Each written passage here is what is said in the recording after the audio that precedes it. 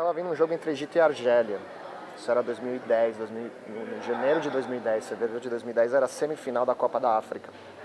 Eu estava num café em Betsahur, que é uma cidade nos territórios ocupados. E a gente estava vendo o jogo e tal, e os palestinos todos que estavam naquele café estavam torcendo para a Argélia. E eu achei curioso, e aí eles começaram a me contar, não, porque o Egito participa ativamente do cercamento a Gaza, né? Porque o Egito colaborava e continua colaborando com o cerco que Israel faz a Gaza.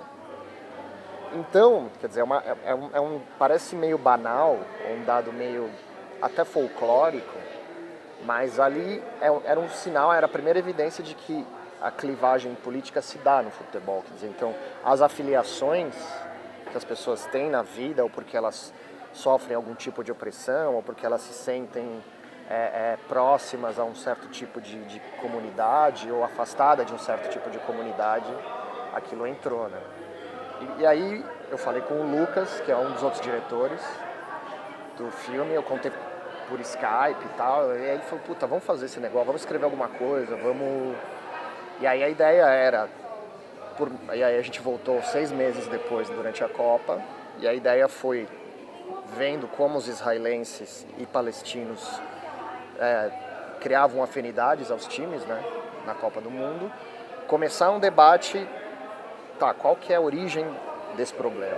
Qual que é a causa, né, vamos dizer, subjacente, assim, para além da violência que a gente vê, tá, por que isso acontece? No fim a gente estava vendo qual era a base, pelo futebol, a base da relação de poder entre israelenses e palestinos que explica o conflito.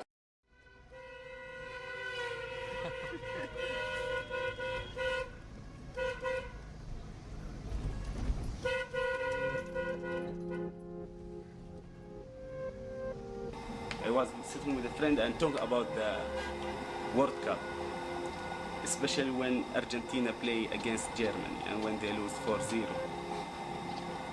I'm sorry for that. But there are a settlement called Al Mukabbar, and just the separation between the settlement and the Palestinian city just a road. It's a street. In that match, because the Mr. Maradona, he said, okay, if we will win, I will give our winner for the Jewish, and he said that for the media. So all the settlers who live in this, they wave the Argentinian flag. And the Palestinian, what they did, some of the Palestinians, they support Argentina, but because they want to against the settler, they bought the Germany flag here. And my friend, he went there and he saw that. Okay, if I will support Argentina from Palestinian side and the settlers, mean I will be in the same side with the settlers. No, but they are occupation, they are settlers. A principal dificuldade foi bom, custo, né? O custo sempre é uma dificuldade, né? Porque ainda mais se envolve viajar para fora e passar um tempo fora. É outra dificuldade, acho que lá teve. A gente conseguiu, acho, até lidar bem com elas, mas de movimento, de viagem, eu acho que de chegar nas pessoas, em algumas pessoas, né? Mas alguns lugares, por exemplo, em Hebron era um pouco mais difícil filmar, porque Hebron é uma área aberta, fisicamente ocupada militarmente, né? Então o exército está dentro da cidade, é uma zona que eles dificultam um pouco mais filmar. Os estrangeiros têm muito mais privilégio do que um palestino na Palestina.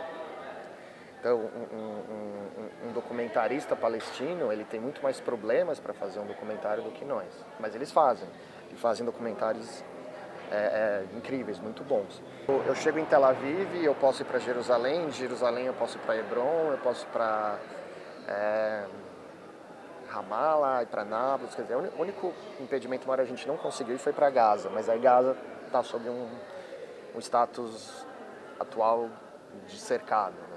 Então Israel controla o movimento de todo mundo que entra em Gaza. Então, aí sim você precisa aí você não consegue entrar sem uma permissão, mas na Cisjordânia você consegue circular.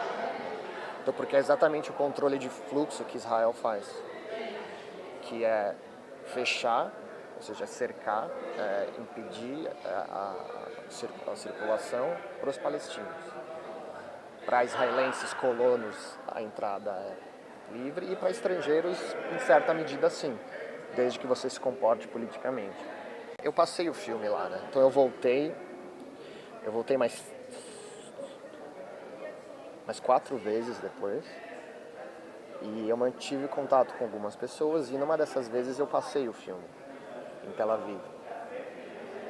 Na verdade eu passei em Betzahur, no AIC, que é um centro de informação alternativa em território ocupado, e num escritório em Tel Aviv.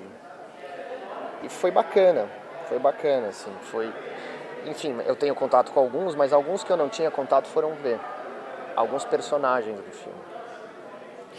E foi muito doido, uma delas não se reconheceu.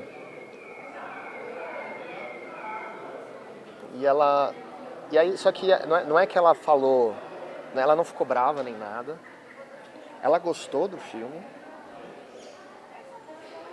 mas ela claramente estava meio atônita, assim. E ela é uma personagem que a gente gosta, porque ela expôs muita coisa. Ela, por exemplo, foi uma das que se abriu, eu acho. E aí é um caso específico dos israelenses que começam a passar por um processo de, vamos dizer, de uma reflexão do que está acontecendo. Tá, a gente tem um Estado judeu, mas o que significa esse Estado judeu? E quais são os custos, quais são as ações necessárias para manter um Estado judeu em um território onde existia uma outra sociedade que não era judia, né? Então, e é engraçado para além do filme eu já conversei, já entrevistei outros israelenses, é muito engraçado ver, engraçado não, mas é interessante ver como é esse processo. E eu acho que ela já vinha, né, ela vinha por um processo de reflexão, ela tinha servido o exército, ela fala isso no filme, né? Eu servi o exército, eu adorei, eu achava que eu era o Rambo. Acho que ela chegou, ela gostou do exército e ela se deu bem no exército. Assim. Ela fala, foi formativo para mim e tal. E ao mesmo tempo que ela exaltava o período dela no exército, ela começava a falar, não, mas espera aí, não tá certo esse negócio aqui, né? Tem alguma coisa que, em relação ao Estado judeu, tem alguma coisa fora de lugar, né?